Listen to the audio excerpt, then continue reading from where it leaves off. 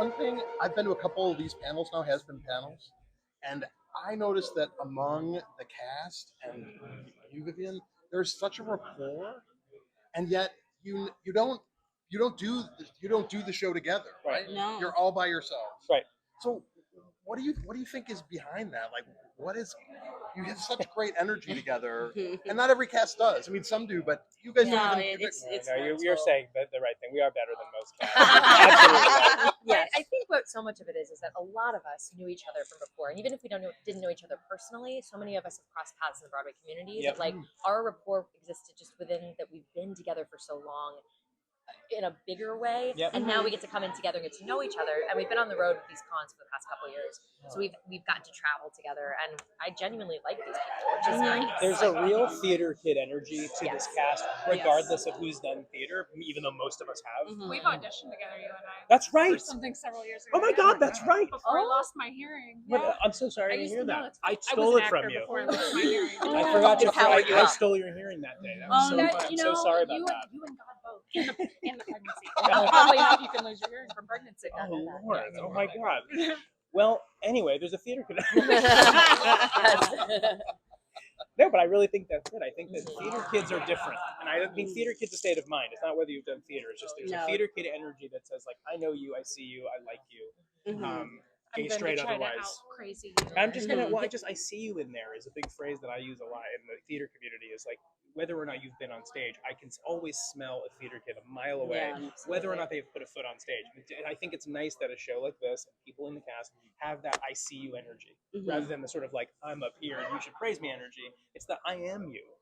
Absolutely. We are each other. And with each other too. Yeah, sometimes I feel like, it can be easy to actors have egos, right? Yeah. And look, we all have a healthy dose of ego. That's why we do this for some reason or some point. But it's like we care about each other. So like when we do panels together, we pass it off to each other. Everyone wants their, I support all these people in the same way that I, feel it from them, which is really cool.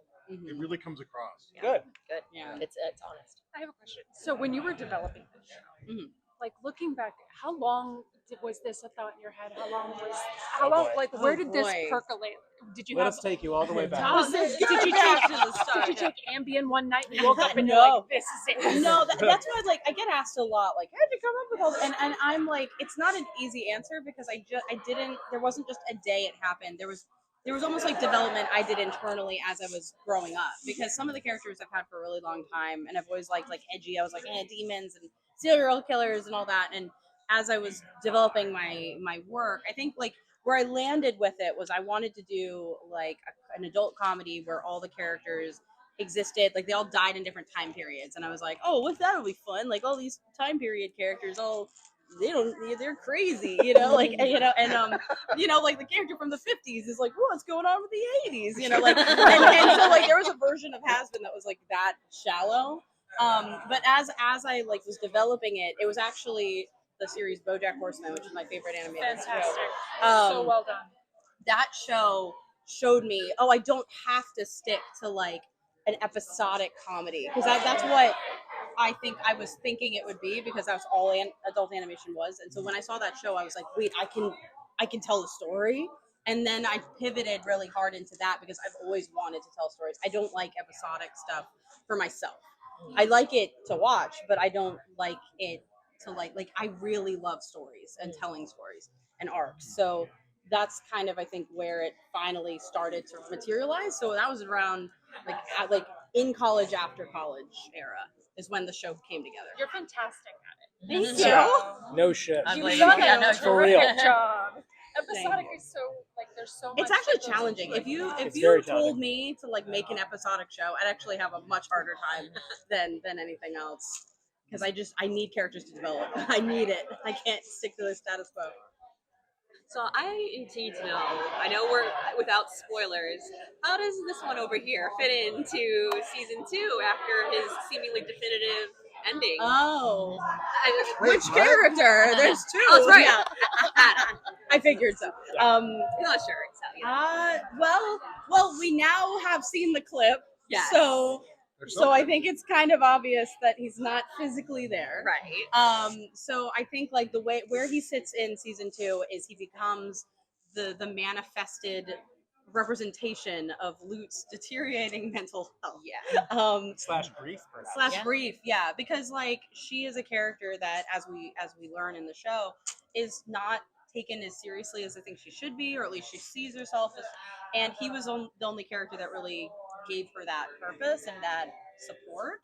And without him, it's like a huge like emptiness. And so she's filled it with this like manifestation of him that exists in her mind.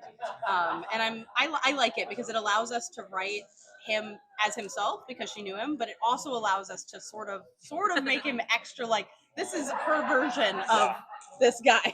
Or like wish fulfillment. Adam. Exactly. How Yeah. was that for you as like a voice actor? It was a ball. Because I loved playing Adam, and unfortunately, I gave him like my real voice, which is like the worst thing you can do to like a bad guy. But I loved being able to kind of just say whatever the hell I wanted, and like things that I would be crucified for if I said out in public, and just getting all that out of my chest like an exorcist. I don't believe that at all. For a much wider reason, I don't believe that at all. I don't believe that at all. But I just think I'm so thrilled to be able to just put my voice back to him. I was like, that was the best part, was to get more Adam in the show anyway.